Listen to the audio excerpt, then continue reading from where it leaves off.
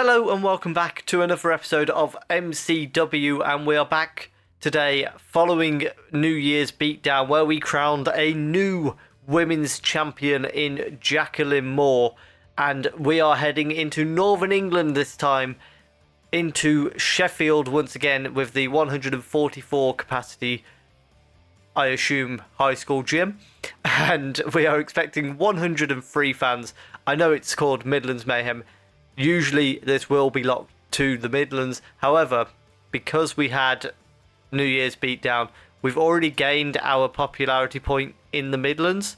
So I thought we'd come into Northern England to try and get our popularity point up here. If you're looking forward to the show, please do leave a like down below.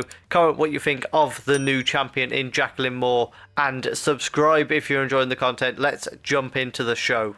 And we open the show in front of 103 people here in Sheffield.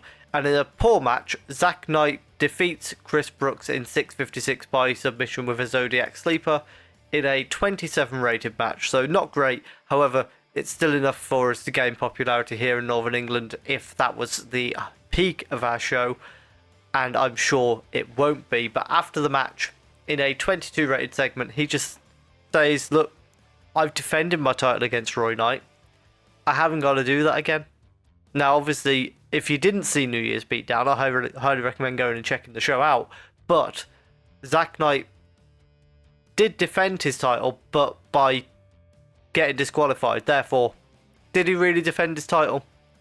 I don't think so. So Roy's definitely going to have something to say about that at some point. Following that, we jump into a battle royal for the women, where the winner will challenge Jacqueline Moore for the MCW Women's Championship at MCW Live in our next show. And in a decent match, Rebecca Knox wins the Battle Royal in 10:44. The other members of the Final Four were Saraya Knight, Eden Black and Jetta, with Saraya Knight being the final elimination, and Becky Knox also getting the most eliminations over the course of the match. She was a bit rusty, but that will soon go away once she's got a few more matches under her belt, and gets a very good rating for her gimmick, which is quite nice. The chaos of the match also helped hide how badly Alex Windsor, Becky James, Hannah Blossom, Rebecca Knox and Sarah Jones were performing. I'm hoping for at least some of them, Alex Windsor and Rebecca Knox in particular, that's just because they're not very experienced, and for Rebecca, hopefully it is just because she's got a bit of ring rust. But after that, we have Jacqueline come out to confront who will be her first challenger in Rebecca Knox, and that will happen at MCW Live later in this very episode. And after that, we jump into a segment where the Coffee Brothers issue an open challenge to anybody, and it's the Highlanders who answer.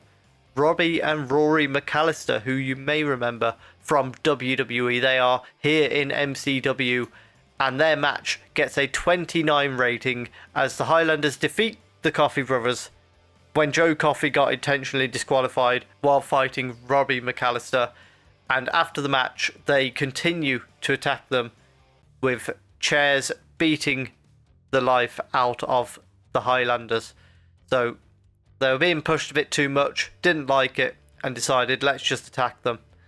And that's the type of people that the Coffee Brothers are. They don't like being matched. They will just attack people and try and outnumber them. They'll use weapons. They do not care. And after that, we have Joe Anoa'i saying he's here to make an impact in MCW.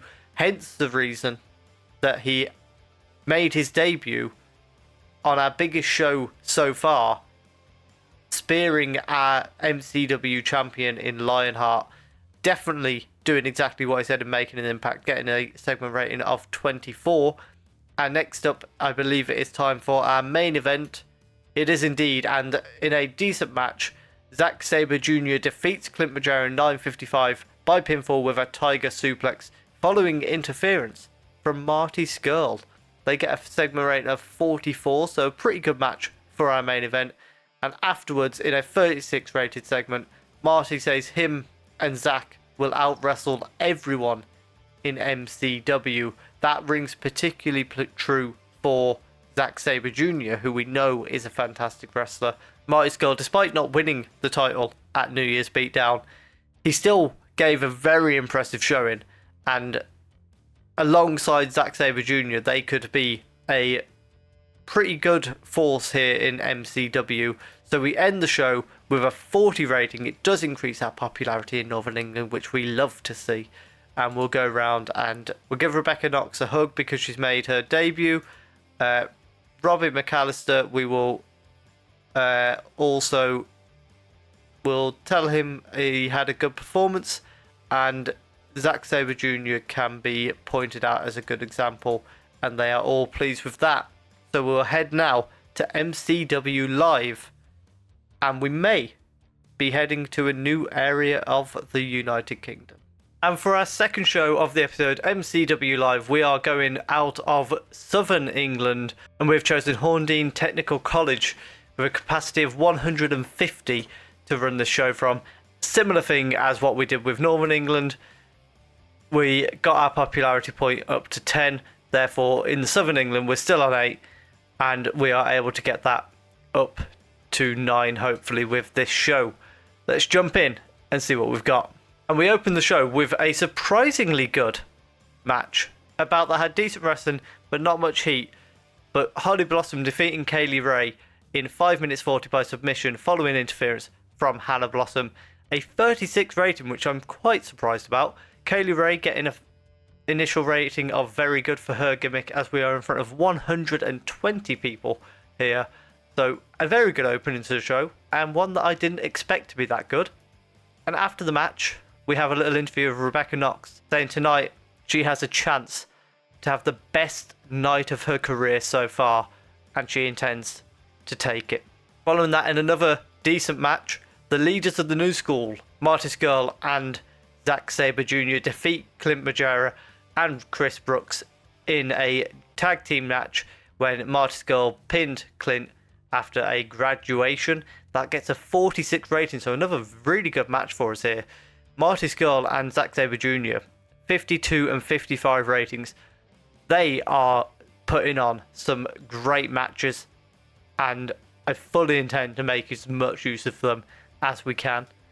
Following the match, Marty just formally introduces themselves as the leaders of the new school. It's a tag team name that they have elsewhere on the indies, so we're going to bring it in here as well. It'll be interesting to see who they begin targeting over the next few shows. But after that, we have Lionheart saying he's prepared to defend his title against whoever he needs to. Obviously, at New Year's Beatdown, he was attacked by Zack Sabre Jr. during the match.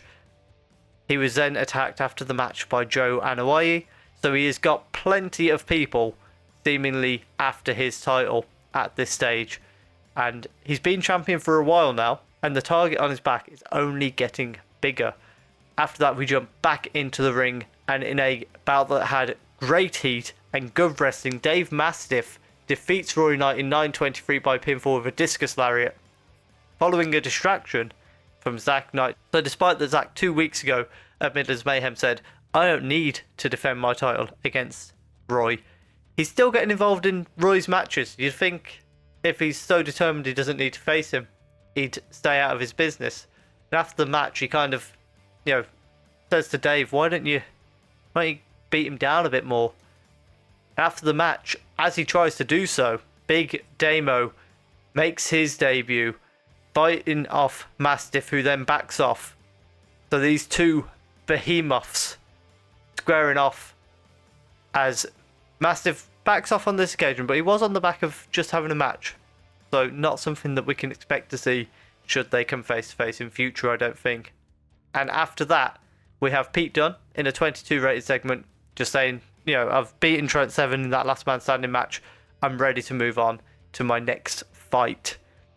So not saying he's after the title just yet, but he's ready for his next challenge. And next up, we have our main event, Rebecca Knox versus Jacqueline Moore for the MCW Women's Championship. And in a 35 rated match, Rebecca Knox defeats Jacqueline Moore in 13:54 by submission with an armbar, and is our new MCW Women's Champion. gets a match rating of 35, which really isn't bad when you consider Jacqueline was off her game and tiring towards the end. Rebecca still rusty, so that is a pretty good match for us to have there, considering the circumstances. And there we have it. An overall rating of 36 for the show. We gain a popularity point, which continues to push us. That will be in the southern area. And Jacqueline Moore, we're going to point out as a good example. And then let's have a look. We'll compliment Marty Skull on his performance. And we'll compliment Dave Mastiff as well. He had a good match tonight. And they're all pleased with that. Let's go have a quick roundup. So we end the show. We have gained popularity this month in the Midlands, in Northern England, and in Southern England. And I believe we need to get to 15 popularity in Northern and Southern England to be able to get on YouTube. So that should be with us very shortly. Joe Anawai is annoyed at poor new gimmick. Yeah, it didn't go over great, unfortunately, but we'll figure that out as we go. We have been in debt at the moment. However, I'm hoping this month we should be bouncing back a little bit. We went a bit over the top on a couple of the production stuff because I thought that was what was stopping us getting on TV. Turned out it wasn't, so we've scaled that all back. But hopefully we won't have any more of that going forward. You may be wondering, if you haven't seen the last episode, why Jacqueline has lost her title in her very first defense. Well, very simply, she's planning to retire at the end of next week, I believe it is. Yeah, week 4. She's planning to retire. She was never meant to win our Women's Championship. Brittany was meant to defend the title successfully at New Year's Beatdown. So, because of the audible that they had to call, Jacqueline became champion, and we had to figure out how on earth we were getting the title off her. And luckily, Rebecca Knox had just about come back from an absence, so we brought her in because I thought she would be a pretty good woman to bring in and win our title. So hopefully that will all go well, and we've got somebody to carry our women's division while Brittany is out injured. If you have enjoyed that, please do leave a like down below. Let me know what you think of our new MCW Women's Champion for the second episode in a row. Subscribe if you're enjoying the content, and thank you very much for watching.